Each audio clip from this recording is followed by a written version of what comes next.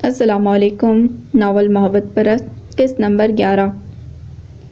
اس phenomena کی تعریف پر تو میں اس وقت کچھ کہنے کی پوزیشن میں نہیں ہوں، کیونکہ اس کے بارے میں نے کبھی سوچا ہی نہیں، لیکن آپ نے اس کا جن سے مخالف سے فاصلے کے بالعکس متناسب والا جو ربط بیان کیا ہے، اس کی سائنسی اہمیت کے بارے میں ضرور جاننا چاہوں گا۔ بائی دا وے، یہ پہلا موضوع ہے جس کے بارے میں تم نے پہلے کبھی نہیں سوچا، ورنہ تم ہر موضوع کے بخیے ادھیڑنے کی ایک کوشش ضرور کرتے ہو۔ میں بے اختیار ہنس پڑا۔ میں اسے کمپلیمنٹ کے طور پر ہی لے رہا ہوں۔ وہ بھی مسکرا دیے۔ یہ واحد انسانی خواہش ہے جس کی تکمیل اور تسکین کے لیے ہر مذہب نے قوانین اور ضوابط وضع کیے ہیں، کچھ اصول مترتب کر رکھے ہیں، کیونکہ اس کی اجتماعی بے لگامی سے معاشرہ بے راہ روی کا شکار ہو جاتا ہے۔ انسان انفرادی طور پر بھی اگر اس خواہش پر قابو نہ پا سکے تو ذلیل و خوار ہو کر رہ جاتا ہے۔ یورپ کو ہی دیکھ لو، اس خواہش کی بیجا تسکین کے چکر میں اپنے خاندانی نظام سے ہی ہاتھ دھو بیٹھا ہے۔ لوگ فرداً فرداً زندگی گزار رہے ہیں، بیٹا ہو یا بیٹی، جوان ہوتے ہی اس خواہش کی تکمیل کے لیے اپنے من چاہے راستے پر نکل کھڑا ہوتا ہے، اور بوڑھے لاغر ماں باپ اولڈ ایج کیئر سینٹر کی نظر ہو جاتے ہیں۔ اس خاندانی نظام کی قدر وہی جانتے ہیں جو پوتے پوتیوں اور نواسے نواسیوں کی ایک جھلک دیکھنے کے لیے 1-2 گھنٹے ان کے ساتھ کھیلنے کے لیے ایک ہی شہر میں رہتے ہوئے بھی کئی مہینے راہ تکتے رہتے ہیں۔ میں کوئی کتابی باتیں نہیں کر رہا، یہ سب کچھ میں اپنی آنکھوں سے دیکھ چکا ہوں۔ ان کی بات سن کر میں بھی اداس ہو گیا۔ میں نے ایک بار پھر موضوع بدل ڈالا۔ آپ کے خیال میں موجودہ سائنسی ترقی انسانی زندگی کی کس جہت پر سب سے زیادہ اثر انداز ہوئی ہے؟ وہ تھوڑی دیر کے لیے خاموش ہو گئے۔ اچھا سوال ہے۔ ویسے تو انسان نے کبھی یہ نہیں سوچا کہ وہ جو ٹیکنالوجی حاصل کر رہا ہے، اس کی موجودہ زندگی اور آنے والی نسلوں پر کیا اثرات مرتب ہوں گے۔ کچھ نام نہاد تہذیب اور اخلاقیات کے دعوے دار قدرتی ماحول کو بچانے کے لیے میدان عمل میں تو اترے ہیں، مگر اپنے کرتوت پر نظر ثانی کرنے کی بات وہ بھی نہیں کرتے۔ بندوق کے موجد سے کسی نے پوچھا کہ اس ناسور کو کس مقصد کے لیے ایجاد کیا؟ میں نے برجستہ جواب دیا، اپنے دفاع کے لیے ایجاد کی ہوگی۔ وہ مسکرانے لگے۔ دفاع کے لیے تو بندوق تب چاہیے جب مد مقابل کے پاس بندوق یا بندوق نما کوئی ہتھیار ہوتا۔ جب بندوق کا سرے سے ہی وجود نہیں تھا تو اس سے دفاع کیسا؟ دوسرے خطرات سے تو انسان زمانہ قدیم سے روایتی ہتھیاروں کی مدد سے نپٹتا آیا ہے۔ وہ کچھ دیر کے لیے کسی گہری سوچ میں ڈوب گئے، پھر کہنے لگے، برخوردار، زیادہ تر ایجادات کے ساتھ یہ المیہ ہے کہ یہ ضرورت پوری کرنے کے لیے ایجاد نہیں کی گئی، بلکہ عالم وجود میں آ کر انسان کی ضرورت بنی ہے۔ کیا 30 برس قبل انفارمیشن ٹیکنالوجی، انٹرنیٹ اور اسمارٹ فون انسان کی ضرورت تھے؟ یقیناً نہیں، کیونکہ اس وقت ان چیزوں کا وجود ہی نہیں تھا۔ اسمارٹ فون اور واٹس ایپ سے پہلے پیغام رسانی کے لیے خط ہی اس کی ضرورت تھا، کیونکہ خط اس نے اس مقصد کے لیے ایجاد کر لیا تھا۔ میں نے انہیں چیلنج کرنا چاہا، لیکن سر، جدید ٹیکنالوجی سے انسان کی زندگی تو سہل اور خوبصورت ہو گئی ہے، اس سے زیادہ کیا مقصود؟ انہوں نے اینک اتار کر میز پر رکھ دی۔ سہل تو ضرور ہو گئی، مگر خوبصورت ہوئی ہے یا نہیں، اس بارے میں کچھ نہیں کہہ سکتے۔ یہ سچ ہے کہ اسمارٹ فون ایپ کے ذریعے رابطہ آسان بھی ہوا ہے اور برق رفتار بھی۔ پلک جھپکتے ہی دنیا کے مختلف کونوں میں آسٹریلیا اور امریکہ تک رابطہ ہو جاتا ہے، مگر جو رومانس خط کے ذریعے اظہار محبت کرنے میں تھا، وہ اسمارٹ فون کے میسج میں کہاں؟ پیغام منزل پر فوری پہنچنے سے خط کے انتظار کا رومانس تو جاتا رہا۔ سہولت تو بلا شبہ ہے، مگر خوبصورتی یقیناً مانند پڑ گئی ہے۔ دیکھا جائے تو ٹیکنالوجی نے 2 رومانوی احساسات انسان کی زندگی سے حذف کر ہی تو ڈالے ہیں، ایک انتظار اور دوسرا تجسس۔ میں ان کی بات غور سے سننے لگا۔ انہوں نے اپنی نظریں میرے چہرے پر گاڑ دیں۔ ایجادات کا استعمال ہمیشہ سے بے قابو رہا ہے، کیونکہ انسان قدرتی چیزوں کے استعمال کو قابو میں لانا چاہتا ہے، مگر اپنی ایجاد کردہ چیزوں کو بے قابو رکھنا چاہتا ہے۔ اگر ایجادات کا اسی طرح بے مقصد استعمال جاری رہا تو وہ دن دور نہیں جب زندگی اور درندگی میں فرق نہیں رہے گا۔ مشتاق یوسفی مرحوم نے کہا تھا کہ اولاد اور ایجاد کے لچھن اگر پہلے سے ہی پتہ چل جائے تو اس دنیا میں کوئی ایجاد ہوتی نہ لوگ بچے پیدا کرتے۔ سائنسی ترقی نے انسان کو زیادہ فائدہ پہنچایا ہے یا نقصان؟ یہ بات تو بحث طلب ہے اور رہے گی۔ میرے نزدیک موجودہ سائنسی ترقی نے سب سے زیادہ اثر مواصلات کے شعبے پر ڈالا ہے۔ دنیا کو ایک چھوٹے سے گاؤں میں تبدیل کر کے رکھ دیا۔ انٹرنیٹ کلاشنکوف سے بھی زیادہ خطرناک ایجاد ہے۔ اس نے دنیا میں خبر رسانی اور رابطوں کی ترسیل کے منظر نامے پر جو انقلاب برپا کیا ہے، اس سے مختلف خطوں میں بسنے والے اپنے مقامی ماحول سے قطع نظر ایک ہی طرح سے برتاؤ کرنے لگے ہیں۔ ماضی میں انسان کے رویے اور سوچ میں مقامی ماحول کا زیادہ عمل دخل ہوتا۔ لوگ ایک دوسرے سے منقطع تھے۔ شہروں اور دیہات میں رہنے اور پرورش پانے والے لوگوں میں کافی زیادہ فرق تھا۔ دیہات میں لوگ حیران کن حد تک سادہ تھے، سادہ سی زندگی اور سادہ سی خواہشات۔ انسان کو شاید یہ احساس نہیں کہ اس نے یہ نام نہاد ترقی کرنے کی خواہش، لالچ اور تگ و دو میں سادگی جیسی نعمت کھو دی ہے۔ میں سوچنے لگا کہ جدید سائنسی ترقی نے شاید انسان کی دو بڑی خصوصیات کا گلا گھونٹ دیا، ایک تجسس اور دوسرا رشتوں کے احساس کا۔ جب سے اس نے آلات اور مشینوں کو انسان کے مقابل کھڑا کیا ہے، وہ لاشعوری طور پر انہیں انسان کا متبادل سمجھنے لگا۔ اس طرح بالکل ہی تنہا رہ گیا، کیونکہ آلات انسان کا نعم البدل نہیں ہو سکتے۔ انسان ان کی مشینی صلاحیت تو بہتر بنا سکتا ہے، مگر ان کے اندر دل نہیں دھڑکا سکتا اور نہ ہی احساسات کو کوڈیفائی کیا جا سکتا ہے۔ اگلی صبح میری آفس میں ایک انتہائی اہم میٹنگ تھی، اس لیے میں صبح سویرے ہی چلا گیا۔ ناشتہ بھی میں نے وہاں پہنچ کر ہی کیا۔ میٹنگ سے فارغ ہو کر آیا تو صدف اپنے لیپ ٹاپ سمیت میرے آفس میں موجود تھی۔ وہ کسی کام میں مشغول تھی۔ مجھے دیکھ کر کچھ کہنے کے لیے میری جانب متوجہ ہوئی تو مجھے لگا ذہن میں کوئی تمید باندھ رہی ہو۔ اس کی خوبصورت آنکھوں میں سوالیہ نشان پڑھ کر میں خود ہی پوچھنے لگا، صدف، آپ مجھ سے کچھ کہنا چاہتی ہیں؟ میرا اچانک سوال سن کر وہ سمٹ کر بیٹھ گئی۔ میں آپ کو اپنی سالگرہ میں مدعو کرنا چاہتی ہوں۔ سر پلیز انکار مت کیجیے گا۔ آپ تھوڑی دیر کے لیے تشریف لائیں گے تو میری یہ سالگرہ یادگار رہے گی۔ دعوت دینے کا شکریہ۔ میں ضرور آتا، مگر اس ویکنڈ پر تو میں مصروف ہوں، اس لیے میں معذرت چاہوں گا۔ مگر ہاں، سالگرہ والے دن آپ کو فون پر مبارکباد ضرور دوں گا۔ وہ یکدم اداس سی ہو گئی۔ اس نے شاید آخری کوشش کی۔ سر پلیز، میں نے اسے مطمئن کرنا چاہا۔ ویسے تو میں فنکشنز اور پارٹیز میں کم ہی جاتا ہوں، مگر مصروف نہ ہوتا تو آپ کی سالگرہ میں ضرور آتا۔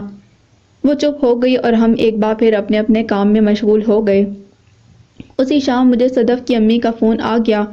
میں پروفیسر رخسانہ بات کر رہی ہوں۔ صدف کی امی، انہوں نے جس باوقار طریقے سے بات کی، مجھے دعوت دی، وہ مجھے بہت ہی نفیس خاتون لگی۔ صدف بالکل ان پر گئی تھی۔ ہر بیٹی شاید اپنی ماں کی فوٹو اسٹیٹ ہی تو ہوتی ہے۔ ان کی باتوں نے مجھے اپنی امی جیسا خلوص محسوس کروا دیا۔ وہی انداز، وہی لہجہ۔ انہوں نے بڑا ہونے کی حیثیت سے جس طرح حکم دیا اور ایک میزبان ہونے کی حیثیت سے اصرار کیا، میں انکار نہ کر پایا۔ ہفتے کی شام کو میں صدف کے لیے سالگرہ کا تحفہ اور گلاب کے پھول لے کر ان کے گھر پہنچ گیا۔ صدف اور اس کی امی نے دروازے پر میرا استقبال کیا۔ میں نے پھول صدف کو تھما دیے۔ میرے جانے پر وہ کافی پرجوش دکھائی دی۔ ہلکے پنک کلر کے لباس میں وہ گلاب کی ایک نوخیز کلی ہی کی طرح مہک رہی تھی۔ لاؤنج میں سجاوٹ اور تیاری سے لگ رہا تھا بہت سے مہمان آنے والے ہیں، مگر یہ جان کر میری حیرت کی انتہا نہ رہی کہ سالگرہ پر صرف میں ہی مدعو تھا۔ صدف کی سالگرہ ہم دونوں ہی مناتی ہیں۔ برسہ برس سے یہی روٹین ہے۔ اس نے کبھی کسی کو مدعو نہیں کیا۔ اس بار تو یہ ضد تھی کہ سر ہرمین کو ضرور بلاؤں گی۔ میں نے صدف کا شکریہ ادا کیا تو وہ مسکرانے لگی۔ میں نے کہا، اپنی سالگرہ سے کوئی اس وقت تک ہی لطف اندوز ہو سکتا ہے جب تک اسے سالگرہ کا مطلب صحیح معنوں میں سمجھ نہیں آتا۔ جب اس بات کا ادراک ہوتا ہے کہ سال بیتنے کا کیا مطلب ہے تو وہ سالگرہ ہی منانا چھوڑ دیتا ہے۔ وہ میری بات سن کر کھلکھلا کر ہنس پڑی۔ بیٹا، جب سے اس کی جاب لگی ہے، اس کے لیے تو دنیا بھر میں صرف آپ اکیلے ہی بستے ہیں۔ ہمیں تو ہر وقت یہی سننے کو ملتا ہے کہ سر ہرمین یہ کہتے ہیں، سر ہرمین یہ کام ایسے کرتے ہیں۔ میں اس کی بات سن کر ہنس دیا۔ کسی کی توقعات پر پورا اترنا تو بہت بڑی ذمہ داری ہوتی ہے تاکہ اس کے ذہن میں تراشا گیا شخصیت کا بت قائم رہے۔ اس دوران صدف میرے لیے جوس اور کھانے کی چیزیں لاتی رہی۔ کیک کاٹنے کے بعد کھانے کا بندوبست تھا۔ صدف نے بہت ساری چیزیں اپنے ہاتھ سے بنائی تھیں۔ آپ تو کھانا بھی بہت اچھا بنا لیتی ہیں۔ میرے اس طرح تعریف کرنے پر وہ کھلکھلا کر ہنس پڑی۔ بہت دنوں بعد ایک انتہائی VIP ٹریٹمنٹ کے بعد میں رات دیر سے گھر لوٹ آیا۔ اگلے دن فون پر مجھے پروفیسر جواد کا پیغام موصول ہوا۔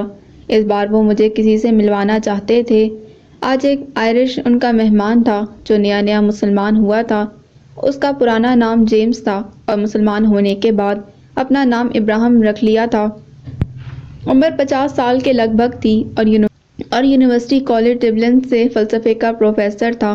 میں نے اس سے پوچھ لیا کہ وہ اسلام سے کیسے متعارف ہوا۔ بولا، میں مختلف مذاہب میں خدا کے تصور پر تحقیق کر رہا تھا۔ ایک مصری مسلمان میرا دوست تھا، ہر بات پر دہراتا تھا کہ اسے اللہ تعالیٰ پر بہت یقین ہے، عربوں کا تکیہ کلام ہے، ان کے تمدن لب و لہن میں ہر بات میں خدا کی موجودگی کا لفظوں میں احیا ہوتا ہے۔ ایک دن مجھ سے کہنے لگا، میں خدا کو مانتا ہوں اور اس پر یقین رکھتا ہوں۔ میں نے کہا، یہ تو تم مجھے اطلاع دے رہے ہو، آج کل اکثر اطلاعات غلط ثابت ہوتی ہیں۔ اس نے چونک کر میری جانب دیکھا۔ پھر ثابت کیسے کروں؟ میں نے کہا، اس کو صرف مانتے ہی ہو یا محسوس بھی کرتے ہو، اس کی باتوں اور احکامات پر ایسے ہی رد عمل دیتے ہو جیسے اپنے سامنے موجود کسی شخص کو دیتے ہو۔ وہ چپ ہو گیا۔ اس کی موجودگی کو محسوس کیے بغیر اس پر یقین کا دعویٰ محض لفظوں کا دھوکہ ہے، اور یاد رکھنا، لفظوں کے دھوکے انسان کو برباد کر کے رکھ دیتے ہیں۔ میں نے ابراہیم سے کہا، محسوس کرنا بھی تو ایک اطلاع ہے، اس کی تصدیق کون کرے گا؟ اس نے میرے چہرے پر نظریں گاڑ دیں۔ محسوس کرنا اطلاع نہیں، تجربہ ہے جس کی تصدیق انسان کا دل کرتا ہے۔ خدا کو محسوس کرنا ہی اس پر یقین کا عملی اظہار ہے۔ یہ محض لفظوں کے ذریعے ممکن نہیں۔ بہت کچھ اپنانا پڑتا ہے، بہت کچھ چھوڑنا پڑتا ہے، بہت کچھ کھونا پڑتا ہے اور بہت کچھ جھیلنا پڑتا ہے۔ لوگ سبھی گوروں کو عیسائی سمجھتے ہیں۔ آج کل گوروں کی نئی نسل میں ایک بڑی تعداد عیسائیت سے ہٹ چکی ہے، بہت سے تو لادین ہیں، خدا اور مذہب کے سرے سے ہی منکر۔ کسی گورے کے منہ سے یہ باتیں بے حد دلچسپ لگ رہی تھیں۔ ہم سب اس کی جانب مزید متوجہ ہو گئے۔ اس نے اپنی بات جاری رکھی۔ میں نے اپنے مصری دوست سے پوچھا، تمہیں پتہ ہے کہ نیک لوگوں کو آزمایا کیوں جاتا ہے؟ وہ خاموش رہا۔ خدا کی طاقتوں اور اختیارات پر ان کے یقین کا امتحان لینے کے لیے خدا پر یقین کا دعویٰ انسان خود کرتا ہے، اپنی مرضی سے۔ امتحان وہ لیتا ہے اپنی مرضی سے۔ لفظوں کے ذریعے یقین محض ایک دعویٰ ہے اور امتحان سے گزرنا اس کا عملی اظہار۔ ہر دعوے دار اس قابل ہی کہاں ہوتا ہے کہ وہ آزمائش میں سرخرو ہو سکے۔ کامیاب وہی ہوتا ہے جو خدا پر محض یقین نہیں رکھتا، اس کی موجودگی کو محسوس بھی کرتا ہے، اپنے اندر، اپنے ارد گرد، ہر طرف، ہر موقع پر اور ہر موڑ پر۔ وہ پھر اسے آزماتا ہے، کبھی بچے کی شہرک پر چھری چلوا کر، کبھی انگاروں میں ڈلوا کر، کبھی مچھلی کے پیٹ میں پھنسا کر، کبھی سولی پر چڑھا کر، کبھی آرے سے کٹوا کر اور کبھی کربلا میں لڑا کر۔ ابراہیم کی باتیں سن کر میرے رونگٹے کھڑے ہو گئے۔ ہم شاید غلط فہمی کا شکار ہوتے ہیں کہ گوروں کو ہمارے مذہب کے بارے میں بالکل پتہ نہیں ہوتا۔ کسی حد تک ہو سکتا ہے، مگر انہوں نے تاریخ پڑھی ہوتی ہے جس میں بہت سی باتیں اور اشارے مل جاتے ہیں جن سے مذاہب اور ثقافت کے بارے میں کافی معلومات ہوتی ہیں۔ وہ چائے پینے لگا اور ہم سب حیران ہونے لگے۔ اس نے شاید ہمارے چہروں پر حیرت پڑھ لی۔ جانتے ہیں مذاہب کو ماننے والوں کا سب سے بڑا مسئلہ کیا ہے؟ اس نے ہم سب پر ایک نظر دوڑائی، مگر کوئی جواب نہ ملا۔ خدا پر صرف لفظی یقین رکھنا۔ لوگ خدا پر قیاسی اور نظریاتی طور پر یقین تو رکھتے ہیں، مگر اسے محسوس نہیں کرتے۔ جو محسوس کر لے وہ یقین سے آگے نکل جاتا ہے۔ یقین اور ایمان میں شاید یہی فرق ہو۔ کچھ لوگ عبادت کو ہی مذہب سمجھتے ہیں، گناہ عملی طور پر کرتے ہیں اور پھر اپنے خدا سے لفظوں کے ذریعے معافی مانگ کر پرسکون ہونا چاہتے ہیں۔ کئی مذاہب میں یہ خانہ پوری دن میں کئی بار کی جاتی ہے، کئی میں ہفتہ وار اور کئی میں سالانہ، تو تقریباً ہر مذہب میں ہوتی ہے۔ دعا کے ذریعے ایسے ایسے کارناموں کا انعام چاہتے ہیں جو کرنا تو دور کی بات، کبھی کرنے کا سوچا بھی نہیں ہوتا۔ تجوری سے کچھ نکالے بغیر ہی جھولی بھروانا چاہتے ہیں۔ اپنے کیے ہوئے گناہوں کی معافی مانگنے کے عوض ابدی خزانوں تک رسائی چاہتے ہیں۔ دونوں جہانوں میں مزے لوٹنا چاہتے ہیں، مگر اس دنیا میں خود کچھ نہیں کرنا چاہتے۔ اگر آپ اپنے خدا کو محسوس نہیں کرتے تو ڈر کی بنا پر اسے مانتے ہیں یا محض عادت کی بنا پر، کیونکہ آپ کو اس پر اپنے نام نہاد یقین کی عادت ہو چکی ہوتی ہے۔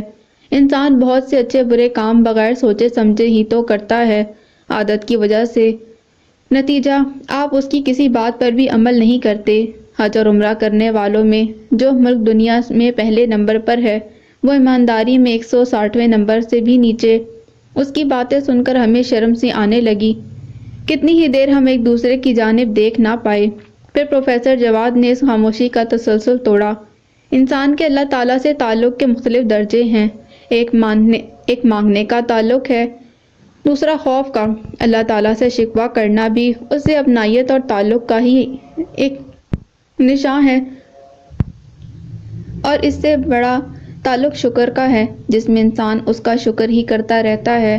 اگر اس سے یہ تعلق پیدا ہو جائے تو پھر اس سے مانگنا نہیں پڑتا، مانگنے سے پہلے ہی مل جاتا ہے۔ وہ خود کہتا ہے جو میرا شکر کرتا ہے میں اسے اور زیادہ نوازتا ہوں۔ ہمارا المیہ یہ ہے کہ ہم سب اس لیے مسلمان ہیں کیونکہ ہم مسلمان گھرانوں میں پیدا ہوئے۔ قومی ڈیٹا بیس میں مذہب کے خانے میں اسلام لکھوا کر تسلی کر کے بیٹھ گئے ہیں۔ کبھی لفظوں اور کاغذوں سے کھیل کر بھی کسی نے خدا کو پہچانا ہے؟ کیا خدا کو پانے کے لیے کسی مذہب کا محض پیروکار ہونا کافی ہے؟ ان کی باتیں سن کر میں سٹپٹا گیا۔ مجھے اس طرح الجھا ہوا دیکھ کر وہ مسکرانے لگے۔ خدا کو پانے کے لیے سچے مذہب کا پیروکار ہونا شرط ضرور ہے، کافی نہیں۔ اگر کسی کے اماں اور ابا نے ہوش سنبھالتے ہی اسے مطلع کر دیا ہو کہ وہ مسلمان ہے تو کیا وہ اللہ تعالیٰ کو پہچان گیا؟ میں گنگ ہو گیا اور نہ میں سر ہلا دیا۔ وہ کہنے لگے، ہمارا خدا سے تعلق انتہائی ذاتی حیثیت میں ہوتا ہے۔ اگر ہم خود اسے اپنے اندر محسوس نہیں کرتے تو اسے پانا تو درکنار اس کی موجودگی کا ذکر کرنے کے بھی روادار نہیں۔ ہمارے ابراہیم سے گفتگو کے دوران پروفیسر جواد کا ملازم وقفے وقفے سے چائے اور قہوہ مہیا کر رہا تھا۔ ابھی بھی چائے کا تیسرا دور چل رہا تھا۔ اس کے بعد میں ایک بار پھر ابراہیم کی جانب متوجہ ہوا۔ تم پیدائشی مسلمان نہیں ہو، تمہارے ذہن میں خدا کا تصور کس طرح سے پروان چڑھا؟ میرا سوال سن کر اس کے چہرے پر ایک خوشگوار سی مسکراہٹ پھیل گئی۔ میں ظاہر ہے پیدائشی مسلمان نہیں تھا، خدا کے وجود کا تو میں سرے سے ہی منکر تھا۔ اللہ تعالیٰ کی ضرورت محسوس کر کے مسلمان بنا ہوں۔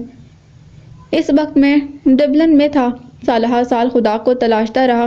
آہستہ آہستہ اس کے تصور کا میرے ذہن میں ایک خاکہ سا بن گیا، پھر اس خاکے کا ارتقاء ہوا۔ ایک وقت آیا میں اسے محسوس کرنے لگا۔ ہر مذہبی عقیدے کی صنعت کے بارے میں میرے ذہن میں کوئی نہ کوئی سوال ضرور ابھرتا جس کا میں جواب ڈھونڈتا رہتا۔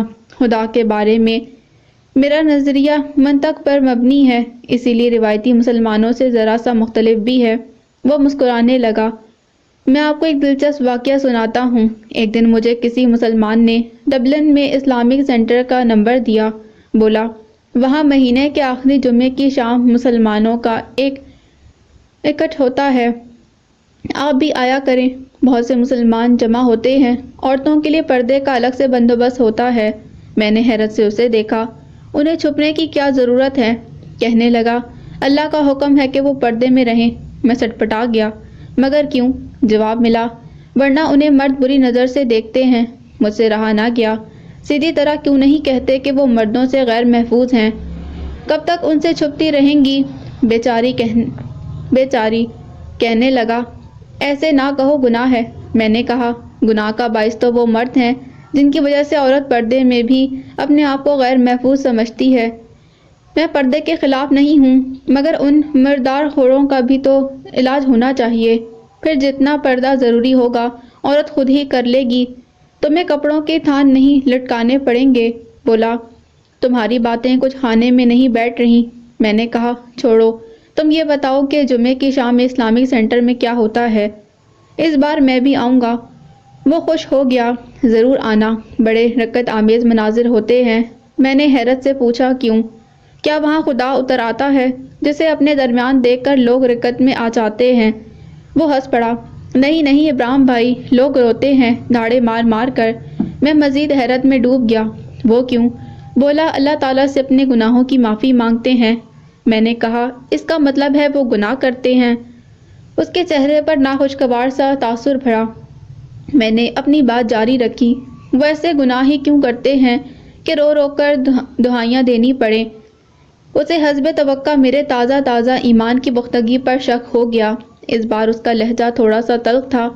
تم مسلمان ہی ہونا، کہیں پرانے مذہب پر واپس تو نہیں لوٹ گئے؟ الحمدللہ مسلمان ہی ہوں، اور عقلی دلیل اور اپنی ذاتی پسند سے ہوں۔ پھر ایسی باتیں کیوں کر رہے ہو؟ اس لیے کہ میں مسلمان اور گناہ کو لازم اور ملزوم نہیں، ایک دوسرے کی ضد سمجھتا ہوں۔ معافی مانگنا میرے نزدیک ثانوی انتخاب ہے، اس لیے میں خدا کو اپنے ساتھ محسوس کر کے گناہ سے بچتا ہوں، نہ کہ تسلی سے گناہ کر کے اپنی تسلی کے لیے اسے معافی مانگوں۔ وہ کچھ سوچنے لگا۔ ابراہیم بھائی، بندہ کیا کرے؟ گناہ ہو جاتے ہیں۔ میں نے کہا، معافی چاہتا ہوں، غلطیاں ہو جاتی ہیں، گناہ نہیں ہو جاتے، کیے جاتے ہیں۔ ہمارے نزدیک یہ ایمان کی ایک الگ نوعیت تھی، ایک ایسے بندے کا خدا پر یقین جو اپنی چوائس سے مسلمان ہوا تھا، اور ایک ایسے معاشرے میں پروان چڑھا تھا جہاں دلیل کو زندگی میں بہت اہمیت دی جاتی تھی۔ پھر ابراہیم نے پوچھا، چلو یہ بتاؤ، انسان کو تخلیق کرنے کا کیا مقصد تھا؟ ہم نے یک زبان ہو کر کہا، اللہ تعالیٰ کی عبادت کرنا۔ وہ ہنس پڑا۔ تم لوگ عبادت کسے کہتے ہو؟ مسجد میں جا کر اس کے سامنے صرف سر زمین پر رکھنے کو، یا اس کے ہر حکم کو بجا لانے کو؟ ہم چپ رہے۔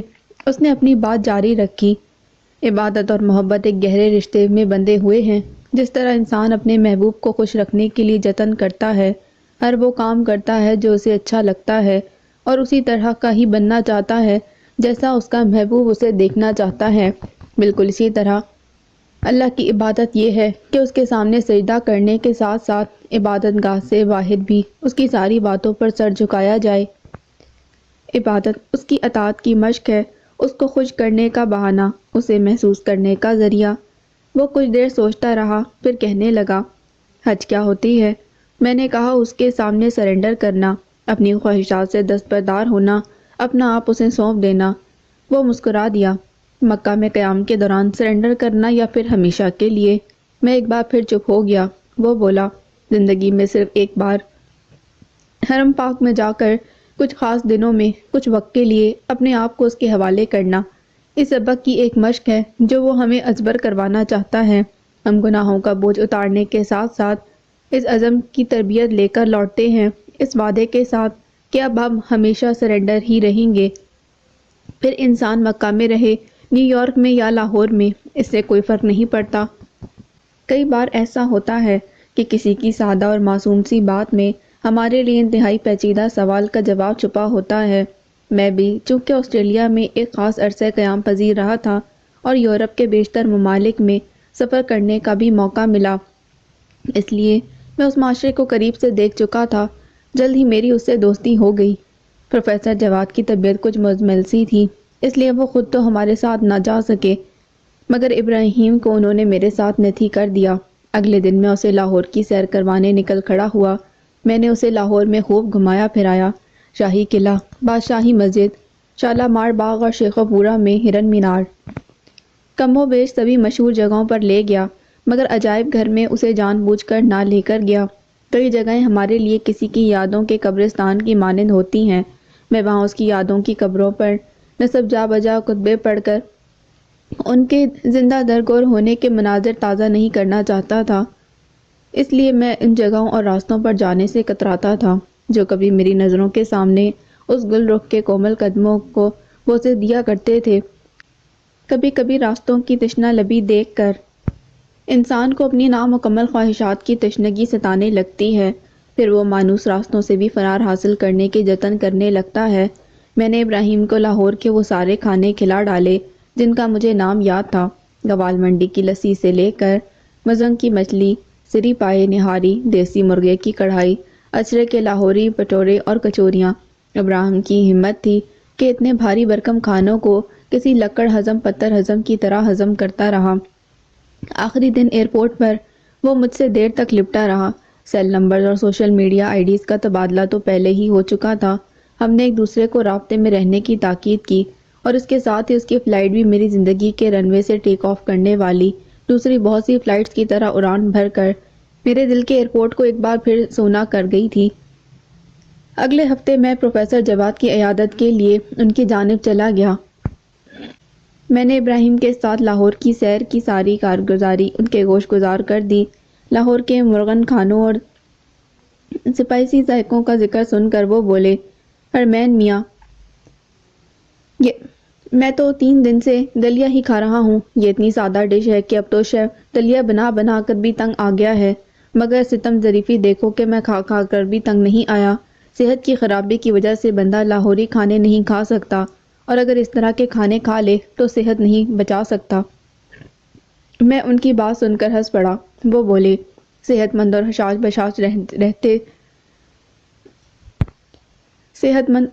بشاش رہنا چاہتے ہو تو صبح جلدی اٹھ کر ورزش کیا کرو، اور اگر خوش بھی رہنا چاہتے ہو تو فجر کی نماز بھی پڑھا کرو۔ میں نے تعریفانہ لہجے میں کہا، آپ باتیں بہت مزے کی کرتے ہیں سر۔ انہوں نے ایک لمبا سا ہنکار بھرا۔ باتیں کرنے کے علاوہ اب ہمارے پاس رہ ہی کیا گیا ہے؟ انسان کی دوڑ اس وقت ختم ہوتی ہے جب اس کے قدم اس کا ساتھ چھوڑ دیتے ہیں۔ جن بچوں کو اکٹھا کرنے کے لیے انسان ساری زندگی محنت کرتا ہے، گھر چھوڑنے کے لیے اپنے جسم کی ساری توانائی صرف کرتا ہے، اپنی ہڈیوں کا بچا کچا گودا تک نچوڑ دیتا ہے، ایک دن وہی بچے اس سے دور چلے جاتے ہیں، اپنے اپنے گھر بنانے کے لیے بکھر جاتے ہیں، کئی نئے آشیانے بسانے کے لیے اس کا اپنا بنایا ہوا آشیانہ بکھر جاتا ہے، تنہائی کا بوجھ اٹھانے کے لیے اکیلا رہ جاتا ہے، بالکل میری طرح۔ ان کی آنکھیں نم ہو گئیں۔ مجھ سے رہا نہ گیا۔ سر، آپ بیرون ملک تعلیم حاصل کر کے واپس کیوں آ گئے تھے؟ اگر وہیں رہ جاتے تو آج بچوں کے ساتھ ہی ہوتے۔ انہوں نے مجھے غور سے دیکھا۔ بچوں کے ساتھ تو میں اب بھی رہ سکتا ہوں، مگر میں اپنی اصل سے دور نہیں جانا چاہتا۔ میں اپنی مرضی سے یہاں رہائش پذیر ہوں۔ ہاں، بچوں اور ان کے بچوں کی یاد بہت آتی ہے مجھے، مگر کوئی پچھتاوا ہے نہ ملال۔ میری پی ایچ ڈی کے بعد میری بیوی پاکستان نہیں آنا چاہتی تھی۔ اس کی شدید خواہش تھی کہ وہ وہیں رہ جائیں۔ ایک دن مجھ سے کہنے لگی، جواد، کیا ہم ہمیشہ کے لیے یہاں پر سیٹ نہیں ہو سکتے؟ لوگ تو یہاں آنے کے لیے ترس رہے ہیں، اور آپ ہمیں لے کر خوش خوش واپس جا رہے ہیں۔ میں نے پوچھا، کیا خاص ہے یہاں جس کے لیے میں اپنی پوری زندگی اس ملک کے نام کر دوں؟ اس نے تھوڑی دیر سوچا اور بولی، آپ کو تنخواہ بھی بہت زیادہ مل سکتی ہے، اور بچوں کا مستقبل بھی زیادہ محفوظ ہے۔ میں نے کہا، جہاں تک تنخواہ کا تعلق ہے، ہم نے ایک عمر اکٹھے گزار دی ہے، مجھے کبھی پیسوں کا حساب کرتے دیکھا ہے؟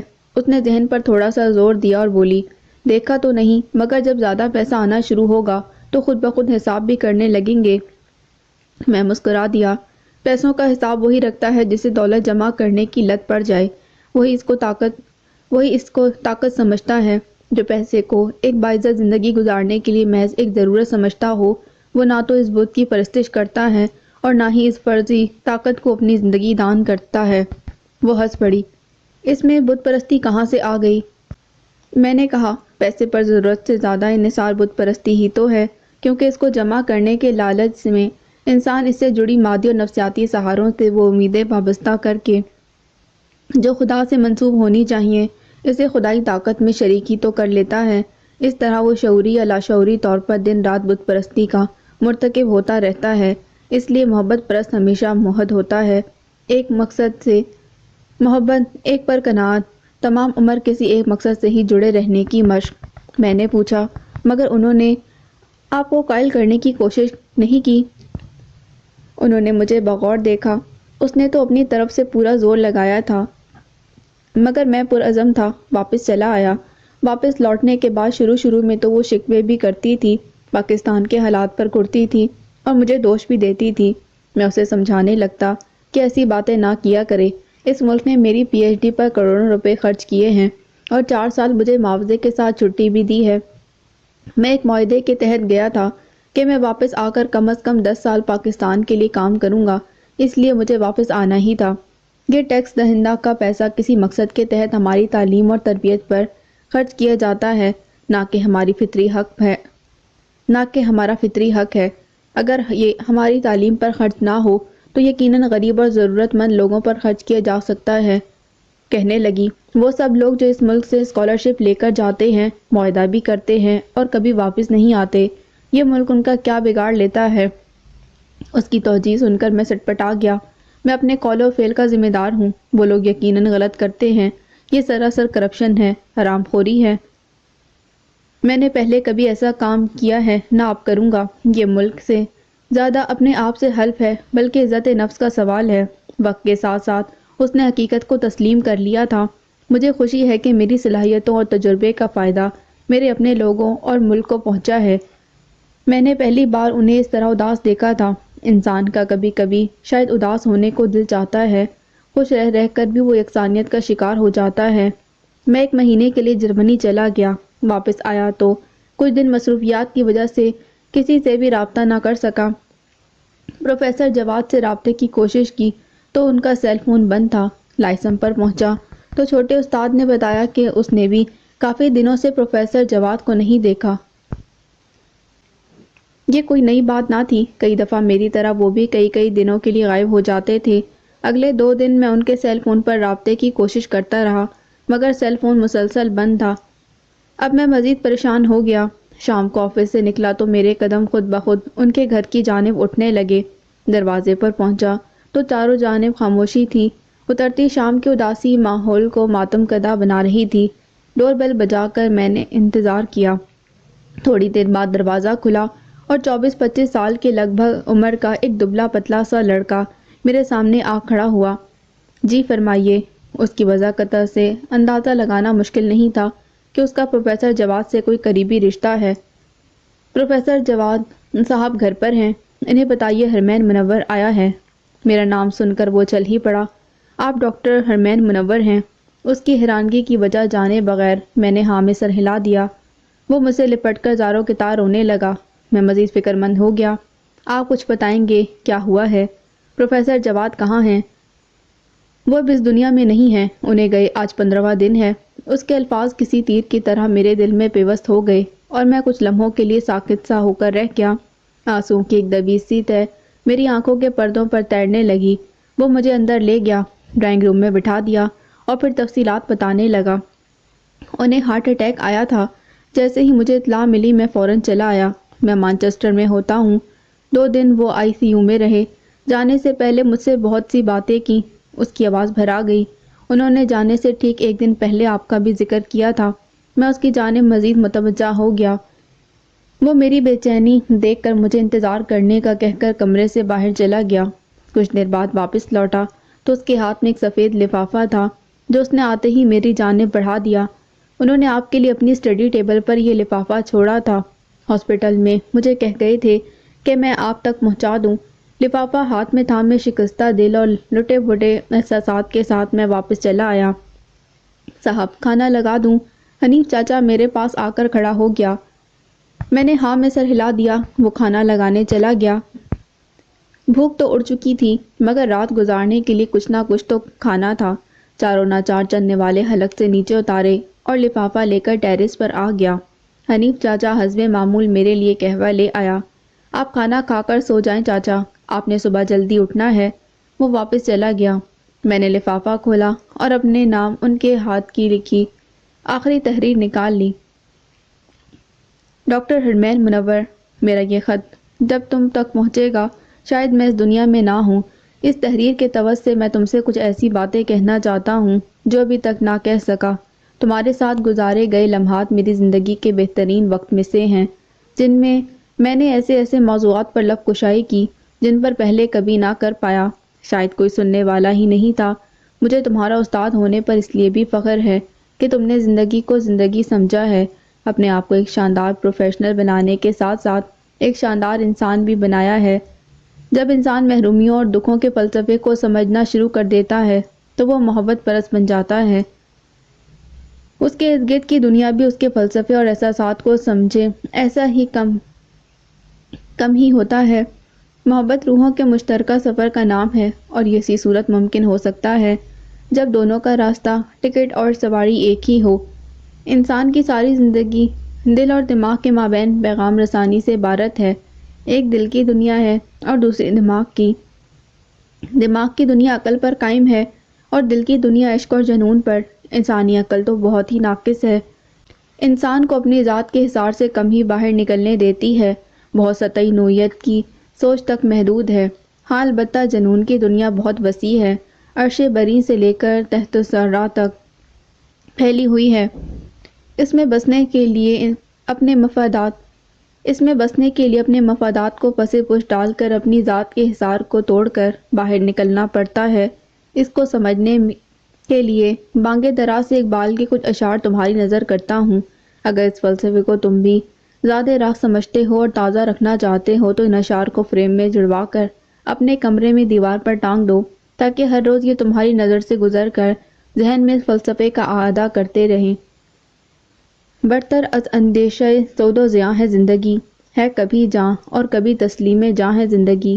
تو اسے پیمانہ امروز و فردا سے نہ ناپ، جاوداں پہ ہم دواں ہر دم جواں ہے زندگی۔ اپنی دنیا آپ پیدا کر اگر زندوں میں ہے، سر آدم ہے ضمیر کن فکاں ہے زندگی۔ قلزم ہستی سے تو ابھرا ہے مانند حباب، اس ضیاں خانے میں تیرا امتحاں ہے زندگی۔ زندگانی کی حقیقت کو کن کے دل سے پوچھ، جو شیر و تیشہ و سنگ گراں ہے زندگی۔ تعلیم کا سب سے بڑا فائدہ اور اللہ تعالیٰ کے شکر کا تقاضا یہ ہے کہ انسان دوسروں کی زندگی میں تبدیلی لانے کا باعث بنے۔ جس طرح اللہ تعالیٰ نے اسے بہت سی صلاحیتوں سے لیس کر کے اور نعمتوں سے مالا مال کر کے اس کی زندگی کو تبدیل کیا ہے، میرا ماننا ہے کہ کسی مقصد کے حصول کے لیے اس کا خواب دیکھنا شرط ہے۔ تمہارا خدمت خلق سے متعلق خواب میرے دل کو چھو گیا تھا۔ گاؤں کے دور افتادہ ماحول اور فرسودہ حالات میں غریب بچوں کے لیے اسکول اور لڑکیوں کے لیے ووکیشنل سینٹر کا قیام۔ تم سے اس پروجیکٹ کے خد و خال سننے کے بعد میں اس کی تعبیر کو اپنے دل کی آنکھوں سے دیکھنے لگا تھا۔ مجھے یقین ہے کہ تم اس خواب کو ایک نہ ایک دن ضرور پورا کرو گے۔ میں ذہنی طور پر اس خواب میں تمہارا حصہ دار تو اسی روز بن گیا تھا جب عملی طور پر حصہ دار بننے کے لیے میں اپنے بینک اکاؤنٹ میں موجود 3 کروڑ روپے اس پروجیکٹ کے لیے عطیہ کرتا ہوں۔ یہ محض ایک پیشکش نہیں، میرا حکم ہے۔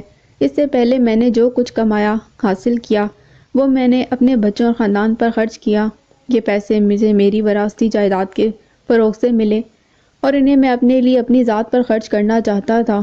میں نے اپنے دونوں بیٹوں کو اس بارے میں بتا دیا ہے اور قانونی وصیت نامہ بھی تیار کروا دیا ہے۔ جیسے ہی تم اپنا ارادہ رجسٹر کرواؤ گے یہ رقم اس کے اکاؤنٹ میں منتقل ہو جائے گی۔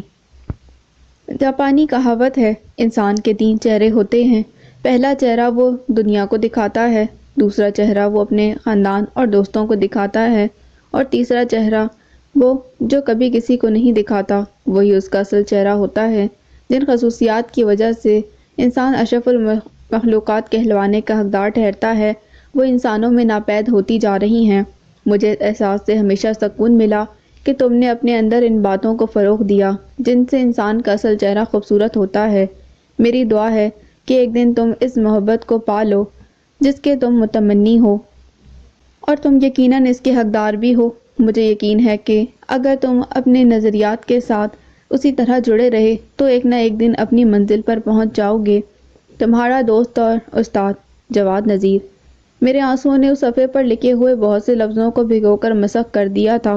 میں نے خط واپس لفافے میں ڈال دیا اور سوچنے لگا کہ قدرت نے شاید میری ذہنی تربیت کے لیے پروفیسر جواد کو لائسم بھیجا تھا اور مجھ سے ملاقات کروائی۔ ہلکے پھلکے بحث و مباحثے کے انداز میں انہوں نے میرے ایسے کئی سوالوں کا جواب دیا اور گتھیاں سلجھائیں جس کا جواب مجھے کبھی کتابوں میں مل سکا نہ ملنا تھا۔ میرے لیے وہ ایک مینٹور کی حیثیت رکھتے تھے۔ آج میرے ذہن کے بند دریچے پر کسی گمنام شاعر کے یہ اشعار بار بار دستک دے رہے تھے۔ گم ہے جو تیری آنکھ کا منظر تلاش کر، باہر جو کھو گیا ہے وہ اندر تلاش کر، جو تجھ کو تیری ذات سے باہر نکال دے، دستے جنوں میں ایسا قلندر تلاش کر۔ میری زندگی میں طلوع ہونے والا ایک اور سورج غروب ہو چکا تھا، مگر یہ سورج جاتے جاتے بھی اپنی حدت سی چھوڑ گیا تھا۔ پروفیسر جواد کے چلے جانے کے بعد میری زندگی ایسے سکڑ کر رہ گئی تھی جیسے غبارے سے ہوا نکل جاتی ہے، توانائی سفر، کوئی سننے والا نہ سنانے والا۔ گھر میں تنہائی کا آصیب اور لائسم میں صرف گفتگو چھوٹے استاد کا افلاطونی قسم کا فلسفہ سننے تک محدود ہو کر رہ گئی تھی۔ کئی ہفتے ایسے ہی بے چینی اور کھو جانے کے احساس سے لڑتے لڑتے گزر گئے۔ آہستہ آہستہ میرے ذہن میں کئی نئے سوالات ابھرنے لگے۔ کیا مجھے اس دنیا میں کسی انسان کے حصول کی جنگ لڑنے بھیجا گیا ہے؟ کسی دلکش اور من پسند جسم تک رسائی کی جنگ، ایک عارضی لذت کا تعاقب کرنے اور ایک سطحی سی اور نامعلوم سی خوشی کو جیتنے کی تگ و دو کہ انسان کا اللہ تعالیٰ سے رشتہ دنیا اور فنا ہو جانے والی چیزوں سے لگاؤ اور محبت پر منحصر ہے۔ اتنا بڑا میلہ سجانے، اس شاہکار تصویر میں رنگ بھرنے اور اس دیار کو پر رونق بنانے کے لیے اپنا نائب تخلیق کرنے کا مقصد، اسے چند عارضی سہاروں کے رحم و کرم پر چھوڑنا، کسی سراب میں الجھانا ہی تو نہیں۔ کیا تخلیق انسانیت کا مقصد اپنی چھوٹی چھوٹی الجھنوں کو سنوارنا ہے؟ مجھے پروفیسر جواد کی کہی ہوئی ایک بات یاد آ گئی۔ اپنی بڑی سے بڑی الجھن کو سدھارنا ایک چھوٹا سا کام ہے، مگر کسی دوسرے انسان کی چھوٹی سی پریشانی کو بھی دور کرنا بہت بڑا کام ہے۔ وہ کہا کرتے تھے کہ انسان کی سوچ ایک اسکیلر مقدار ہے، انسان اس کو ویکٹر بنانے میں کامیاب ہو جائے تو اس کی پہنچ اور صلاحیت کئی گنا بڑھ جاتی ہے۔ انسان مایوس تب ہوتا ہے جب وہ خواب دیکھنا چھوڑ دیتا ہے، اور جو خواب دیکھنا چھوڑ دے اس کی زندگی کا مقصد زیادہ سے زیادہ 2 وقت کی روٹی کمانے تک محدود ہو کر رہ جاتا ہے۔ آسائشوں کی خواہش انسان کو غیر فعال اور بزدل بنا دیتی ہے۔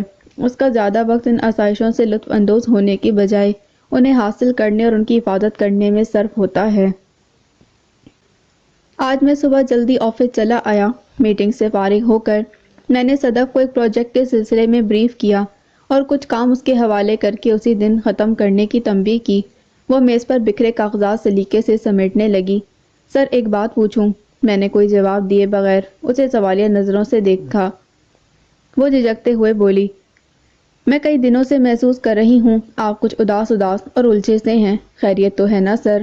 گزشتہ 3 برسوں میں آج پہلی بار صدف مجھے بڑی بڑی سی لگی۔ کئی دفعہ انسان اتنا بے اختیار اور بے بس ہو جاتا ہے کہ اس کی خودداری کوسوں دور بھاگ جاتی ہے۔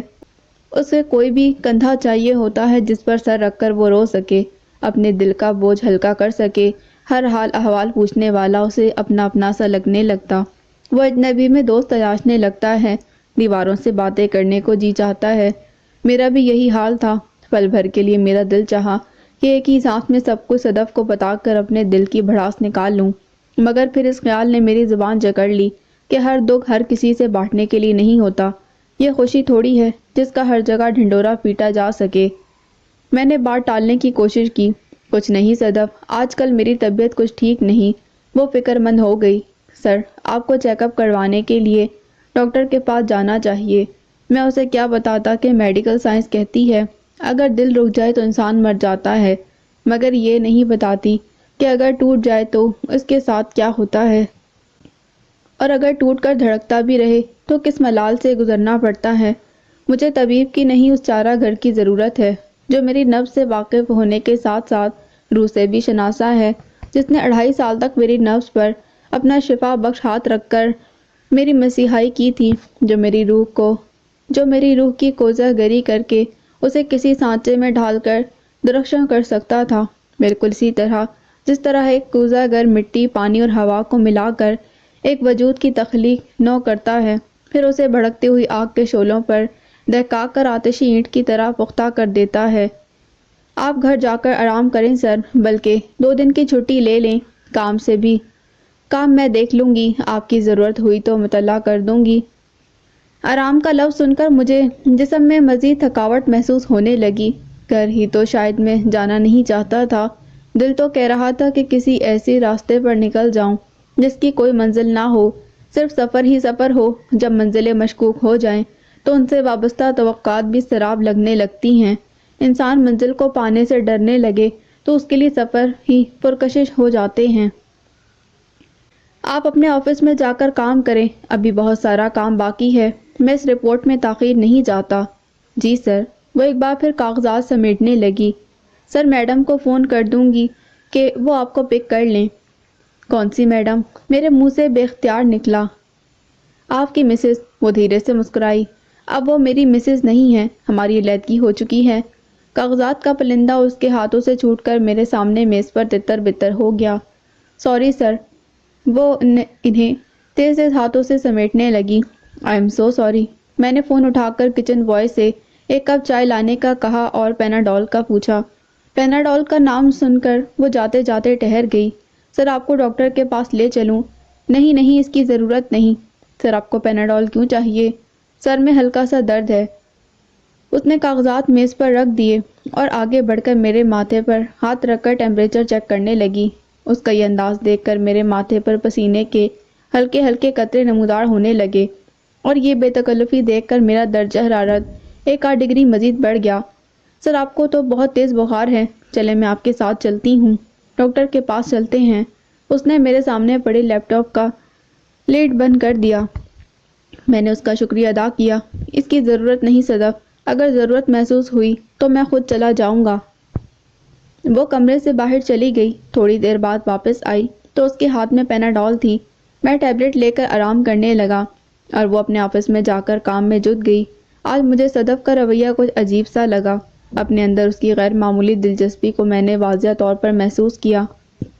وہ کیئرنگ تو تھی، نرم خو اور نرم مزاج بھی تھی، مگر اتنی بے تکلف کبھی نہ تھی۔ ویکنڈ کے ساتھ میں نے 2 چھٹیاں لے لیں، مگر تنہائی اور کسی کو کھو دینے کا احساس انسان کے اندر ڈیرے ڈال لے تو وہ اکیلا آرام بھی نہیں کر سکتا۔ بعض اوقات آرام جسمانی تکلیف میں افاقے کا باعث بنے نہ بنے، ذہنی اور روحانی تکلیف میں اضافے کا باعث ضرور بن جاتا ہے۔ آخری چھٹی والے دن دوپہر کے وقت میں لنچ کے بعد اخبار لے کر ٹیرس پر بیٹھ گیا۔ صدف کی کال نے مجھے چونکا دیا۔ جی صدف، خیریت؟ سر، آپ سے ایک بات کہنی تھی، مگر ابھی تک تذبذب کا شکار ہوں، مگر پھر بھی میں نے فون ملا دیا۔ میں ہنس پڑا۔ ایک بار پھر سوچ لو صدف، حتمی فیصلے کے بغیر اٹھائے گئے قدم اکثر مایوسی کا باعث بنتے ہیں۔ فیصلہ کرنے کے لیے غیر متوقع نتائج کا تجزیہ انسان کو مایوسی سے بچا سکتا ہے۔ وہ بولی، مگر ضروری تو نہیں کہ انسان کا ہدف اپنی توقع کے مطابق چیز کا ہی حصول ہو۔ جس کام کے نتیجے میں مایوسی کی زیادہ توقع ہو، اس میں غیر متوقع نتائج انسان کی خواہش بن جاتے ہیں۔ ویسے تو صدف کا فون آنا کوئی انہونی بات نہ تھی۔ کام کے حوالے سے اس نے کئی بار رابطہ کیا تھا، مگر آج اس کی آواز میں ایک نامعلوم سا ارتعاش تھا جو میری جامع زندگی میں ہلچل مچانے کے لیے کافی تھا۔ پہیلیاں ہی بجھواتی رہو گی یا فون کرنے کی وجہ بھی بتاؤ گی؟ سر، کئی بار ایسا ہوتا ہے کہ ہمارے لیے انتہائی اہم بات دوسروں کے لیے فضول سی بات ہوتی ہے۔ میں نے اسے مطمئن کرنا چاہا۔ جو بات ہمارے لیے مثبت اور اہم ہوتی ہے، ضروری تو نہیں کہ دوسروں کے لیے بھی اسی قدر اہمیت کی حامل ہو۔ اسی بات کے دوسروں پر اثرات منفی بھی تو ہو سکتے ہیں، اور یہ بھی ضروری نہیں کہ ہر انسان زندگی میں روشنی کا ہی متلاشی ہو۔ جو جالوں سے ڈرنے لگے وہ اندھیروں میں ہی سکون محسوس کرنے لگتا ہے۔ شاید اسی وجہ سے کچھ لوگوں کے لیے تاریکی مقدم ہو جاتی ہے۔ سر، میری ایک خواہش ہے، میری بات کو مثبت طور پر لیجیے گا پلیز۔ میں آپ کو یہ بتانا چاہتی ہوں، آپ مجھے اچھے لگتے ہیں۔ میں بے اختیار ہنس پڑا۔ تم یہ بات کہنے کے لیے اتنی لمبی چوڑی تمہید باندھ رہی تھی، بھلا کون چاہے گا کہ وہ کسی کو اچھا نہ لگے؟ میں آپ سے محبت کرنے لگی ہوں۔ یہ چند بظاہر رسمی سے الفاظ اس کے منہ سے ایسے چھوٹے جیسے تیر کمان سے چھوٹ کر آنکھ چپکتے ہی اپنے شکار کی جانب لپکتا ہے۔ اگلے ہی لمحے میرے جسم میں بجلی کی سی ایک لہر دوڑ گئی جس نے مجھے ہلا کر رکھ دیا۔ پل بھر کے لیے مجھے ایسا لگا جیسے کسی نے میرے سر کے عین اوپر بم پھوڑ دیا ہو، جس کے دھماکے نے میرے کانوں کے پردوں کو لرزا کر رکھ دیا ہو۔ میں سٹپٹا گیا۔ یہ کیا بچکانہ حرکت ہے صدف؟ تم ہوش میں تو ہو؟ ہوش میں انسان ایسی باتیں کب کرتا ہے سر؟ میری بات سنو، تم ابھی بچی ہو، شاید اس لیے بہت زیادہ جذباتی ہو۔ اس نے برجستہ جواب دیا۔ اپنے جذبات کا اظہار جرم تو نہیں، جرم نہیں مگر غلط ضرور ہے۔ تو کیا مثبت جذبات کا اظہار کرنا بھی غلطی کے زمرے میں آتا ہے؟ اپنے جذبات کے اظہار اور جو جی میں آئے اسے بول دینے میں کوئی ربط نہیں۔ تمہاری اور میری عمر اور صورتحال میں بہت زیادہ فرق ہے۔ ہم دونوں کے حق میں بہتر یہی ہے کہ تم اپنے ذہن سے اس بات کو جھٹک دو اور کل جب آفس آؤ تو یہ بات بھول کر آنا کہ تم نے مجھے یہ بات کہی بھی تھی کبھی۔ میں نے کئی بار محسوس کیا تھا کہ صدف میرے قریب آتی جا رہی تھی، اور یہ تو وہ کئی بار کہہ چکی تھی کہ مجھے اپنا آئیڈیل مانتی ہے، مگر میں نے ہمیشہ اسے محض ایک کمپلیمنٹ کے طور پہ ہی لیا۔ اس کی آنکھوں میں اپنے لیے پسندیدگی بھی پڑھی، مگر اس خیال کو اپنے ذہن کا فطور قرار دے کر جھٹک دیا۔ کہتے ہیں آنکھیں کبھی جھوٹ نہیں بولتی۔ انسان کے جسم میں موجود تمام اعضاء میں سے اگر کوئی عضو ہمیشہ سچ بولتا ہے تو وہ آنکھیں ہیں۔ اگلے دن صدف زیادہ تر چپ ہی رہی۔ میرے بلائے بغیر میرے آفس میں ایک دفعہ بھی نہ آئی۔ لنچ کے وقت بھی میں اس کا انتظار کرتا رہا۔ باہر آ کر معلومات کی تو پتہ چلا کہ وہ ابھی لنچ کے لیے نہیں گئی۔ میں اس کے کیبن میں چلا آیا، اسے لنچ کے لیے پوچھا۔ وہ ہینڈ بیگ اٹھا کر میرے ساتھ چل پڑی، مگر آج گفتگو میرے سوالوں کے جوابات تک ہی محدود رہی۔ اگلا پورا ہفتہ اسی طرح گزر گیا۔ تبدیلی کچھ دن ہی تبدیلی رہتی ہے، وقت کی نظر ہو کر معمول بن جاتی ہے۔ پھر صدف کی خاموشی معمول بن گئی تھی۔ وقت پھر تیزی سے گزرنے لگا۔ دن رات کے بعد ہفتے کے ہفتے اور مہینے کے بعد مہینے آتے چلے گئے اور موسم ایک بار پھر سے بدلنے لگا۔ آج آفس میں واپس آیا تو حنیف چاچا نے آ کر میرے کمرے کے دروازے پر دستک دی۔ صاحب، دوپہر کے وقت کوریئر والا آپ کے لیے یہ پیکٹ لے کر آیا تھا۔ وہ اسے سائڈ ٹیبل پر رکھ کر چلا گیا۔ میں نے باکس کھولا، اس میں ایک سالگرہ وش کارڈ، ایک شرٹ اور ٹائی اور ایک خط برآمد ہوا۔ میں نے باکس بستر پر رکھ دیا اور خود کرسی پر بیٹھ کر اپنا تجسس مٹانے کے لیے خط پڑھنے لگا۔ آداب، میں نے آفس کے اسٹاف لسٹ میں آپ کی تاریخ پیدائش اور گھر کا پتہ دیکھا تھا۔ آج کی آپ کی اتنی سی جاسوسی کرنے کے لیے معذرت چاہتی ہوں۔ آپ کو شاید اچھا نہ لگے، مگر یہ ایک چھوٹا سا تحفہ ہے جس میں آپ کی سالگرہ پر آپ کی نظر کرتی ہوں۔ ضروری تو نہیں کہ آپ اسے استعمال بھی کریں، کئی چیزیں پڑی رہیں، شاید یہی ان کا مصرف ہے۔ اچھی نہ لگیں تو کہیں بھی رکھ دیجیے گا، پڑی رہیں گی، آپ کو تنگ نہیں کریں گی۔ ان کی کون سی زبان ہے؟ شاید ہم انسانوں کا بھی یہی حال ہے، ہر کسی کو اپنایا نہیں جا سکتا۔ زندگی کے سفر میں کئی موڑ آتے ہیں جہاں کئی نئے چہرے دکھائی دیتے ہیں۔ راستوں میں ملنے والے اکثر لوگ نظر کے سامنے آنے اور اوجھل ہونے کے لیے ہی تو ہوتے ہیں۔ ہر کسی کو ہم سفر تھوڑی بنایا جاتا ہے۔ کچھ لوگ صرف راستوں میں بھٹکنے کے لیے ہوتے ہیں، انہیں راستوں میں بھٹکنے کے لیے ہی چھوڑ دیا جاتا ہے۔ آپ کی زندگی کے سفر میں آنے والے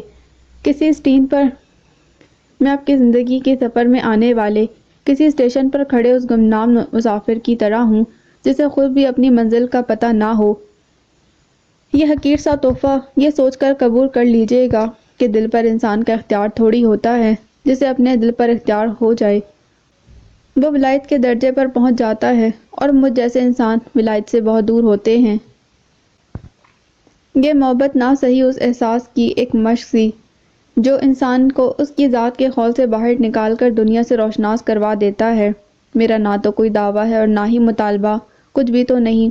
ہم لڑکیوں کی خواہشات ایک پتنگ کی طرح ہوتی ہیں، اونچے افق پر محو پرواز، مگر ایک نازک سی ڈوری سے بندھی ہوئی ان ہواؤں کے دور پر جن کا خود کا کوئی وجود ہے نہ بناوٹ، جس کا اپنا کچھ بھی نہ ہو، وہ کسی کو کتنا اور کب تک سہارا دے سکتا ہے؟ شاید اسی لیے ایک ہی جھٹکے سے اپنا مومنٹم کھو دیتی ہے، پھر جہاں بھی گر جائے وہیں پڑی رہتی ہے۔ یا پھر لڑکیوں کی خواہشات کوک کی کالونیوں کی طرح ہوتی ہیں، ان گنت بے شمار، ساری کے ساری پوری ہونے کے لیے نہیں ہوتی، بس ایک آدھی پوری ہو جائے تو وہ خوش رہ لیتی ہیں۔ یہ آخری تھوڑی ہے، بہت سی خواہشات ابھی باقی ہیں، کوئی بھی پوری ہو جائے گی اور میرے خوش رہنے کے لیے کافی ہوگی۔ آپ سے جو کچھ سیکھا، جو کچھ اپنایا اور آپ کے ساتھ جتنا وقت بیتا، وہ زندگی کے سفر میں میرے لیے زیادہ راہ ہے۔ کوئی بری بات لگی ہو تو پھر ایک بار پھر معذرت، فقط ایک صدف۔ میں نے چیز اٹھا کر الماری میں رکھ دی اور دروازہ بند کر دیا، خود بستر پر لیٹ گیا۔ میں اسے کیسے سمجھاتا کہ کسی کو پانے کی خواہش بچے کی اپنی من چاہی چیز کو حاصل کرنے کی ضد کی طرح ہوتی ہے۔ اس کی ایک چیز کو پا لینے میں ہی اسے زندگی کی ساری خوشیاں نظر آتی ہیں۔ جب تک اسے حاصل نہ کر لے، اس کی دنیا اسی چیز کے گرد گھومتی رہتی ہے۔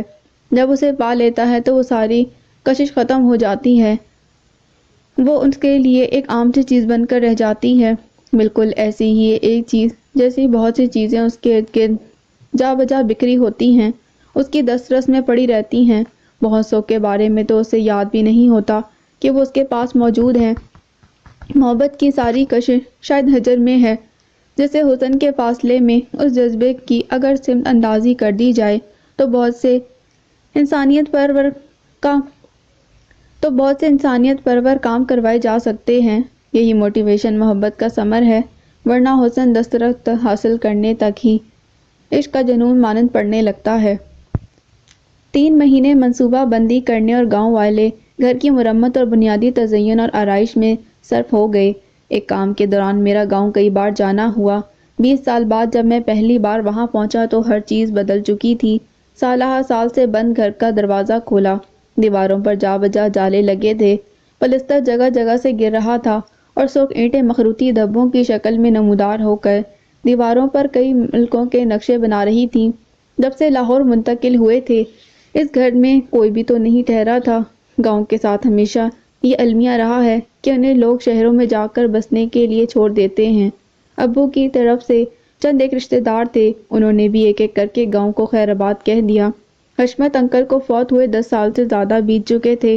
ان کی ایک ہی بیٹی تھی جو بیاہ کر ساہیوال چلی گئی۔ اب وہاں کوئی بھی قریبی رشتہ دار نہ تھا۔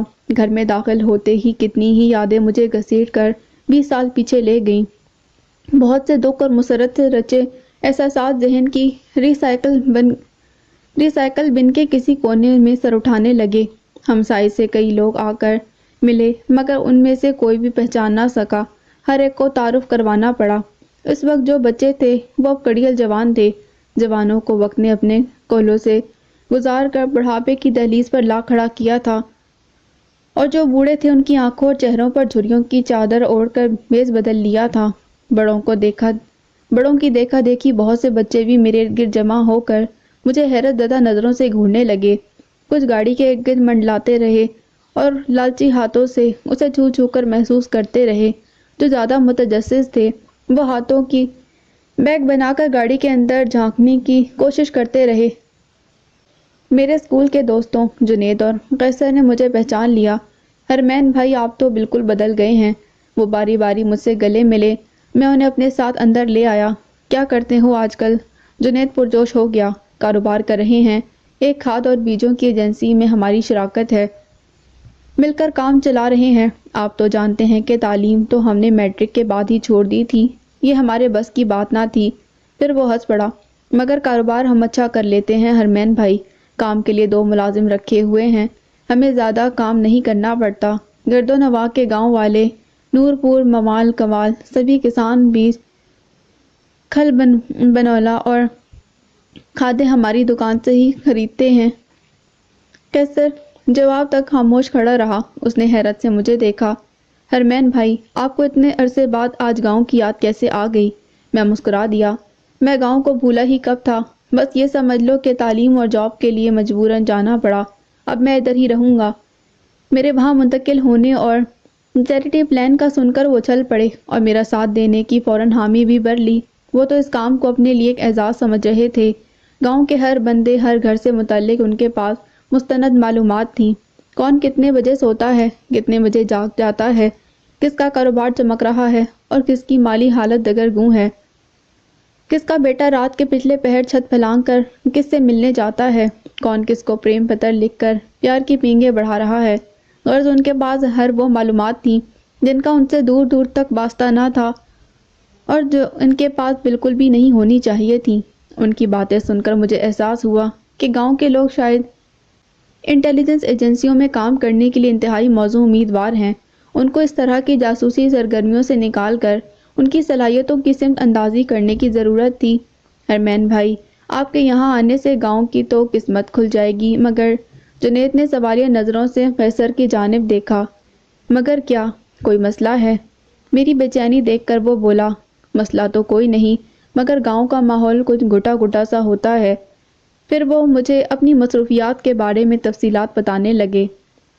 گاؤں سے متصل زمین میں نا چودھری عنایت اور اس کے بھتیجے نوخیز کی سڑک کے پار کنویں والی اس پر وہ لوگ پلاسٹک کا سامان بنانے کی فیکٹری لگانا چاہتے ہیں۔ ہم نے مخالفت شروع کر دی اور جل نگر جا کر عدالت میں کیس بھی دائر کر دیا۔ آج کل ہماری جان کے دشمن ہیں، لیکن ہم کسی سے نہیں ڈرتے، ہماری ان سے کوئی ذاتی دشمنی نہیں۔ جو بھی گاؤں میں بہتری، تعلیم اور خوشحالی کی بات کرے گا وہ اسے ضرور لڑیں گے۔ مگر تمہیں ان کی فیکٹری لگانے پر کیا اعتراض ہے؟ قیصر کرسی کھینچ کر میرے اور قریب بیٹھ گیا۔ ہم نے ایک میگزین میں پڑھا تھا، یہ گاؤں کے ماحول کے لیے ٹھیک نہیں، آلودگی کا باعث بنے گی اور زرخیز زمین کو فیکٹری کی نظر کرنا زرعی پیداوار پر بھی ایک حملہ ہے۔ ان 2 چیزوں کے ذریعے پہنچنے والا نقصان فیکٹری میں لوگوں کو ملنے والے ممکنہ روزگار سے کہیں زیادہ ہے۔ اس نے میری توقع کے برعکس اچھی خاصی معقول توجیہ پیش کر دی۔ میں نے حیرت سے اس کی جانب دیکھا۔ تم سائنسی میگزین بھی پڑھتے ہو؟ وہ معصومیت سے بولا۔ اکثر رات کو پڑھتا ہوں۔ آپ کی بھابھی سے چھپ کر دن میں پڑھوں تو وہ سلواتیں سناتی ہے۔ کام تو ملازم دیکھتے ہیں مگر وہ دن میں مجھے گھر میں بیٹھنے نہیں دیتی۔ اور تم کیا پڑھتے ہو؟ میں نے جنید کی جانب دیکھا۔ یہ خواتین ڈائجسٹ پڑھتا ہے، بہنوں کا اپنا ماہانہ۔ قیصر نے کنکھیوں سے اسے دیکھا۔ ہم تینوں ہی کہکہ لگا کر ہنس پڑے۔ ان کی باتوں سے میں نے اخذ کیا کہ وہ چودھری عنایت کی اثر و رسوخ اور نوخیز کی شاطرانہ چال بازیوں کے سامنے زیادہ دیر تک ٹک نہیں سکتے، اس لیے اندر ہی اندر کڑتے رہتے تھے۔ ان کے اندر ایک اصلاحی جذبہ موجود تھا۔ میں ان کی باتیں سن کر بہت خوش ہوا اور اس معاملے میں ان کی مدد کرنے کا وعدہ کر لیا۔